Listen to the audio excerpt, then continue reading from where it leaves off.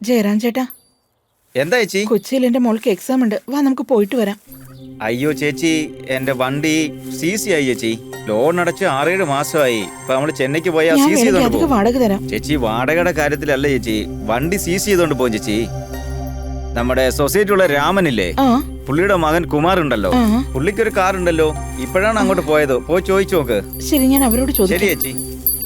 ആ ഇലയെല്ലാം കണ്ടിക്കാത്ര, അതൊക്കെ നമുക്ക് അടുത്ത പ്രാവശ്യം വെട്ടാടാ. രാജാ എവിടെ? ഇലയെല്ലാം ഒരു സ്ഥലത്ത് എടുത്തിട്, നാരൊക്കെ വേറെ മാറ്റിയിട്. അത്രേ ഉള്ളൂ. കുമാരേട്ടാ. എങ്കിലും എടുത്തോണ്ട് പോകാൻ എളുപ്പമുള്ളൂ. കുമാരേട്ടാ, ആ പറയോ.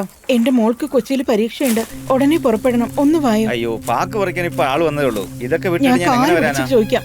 എത്ര വേണമെങ്കിലും വാടക തരാം. വൈകുന്നേരത്തിന് മുമ്പ് പോയിട്ട് വരണം, ഒന്ന് വരൂ. ചേച്ചി, കൊച്ചിയിലൊക്കെ കൊറോണ വളരെ കൂടുതലാന്നാ പറയുന്നത്. വീട്ടിലെങ്ങാനും പറഞ്ഞ് എന്നെ ഇപ്പൊ കൊന്നു പോയിട്ട് കളയും. വൈകുന്നേരത്തിനുള്ളിൽ തിരിച്ചെത്താം. ഞാൻ നിങ്ങളുടെ കാല് പിടിച്ച് ചോദിക്കാം. എന്റെ മോളുടെ ഭാവി അതിലാ ഉള്ളത്.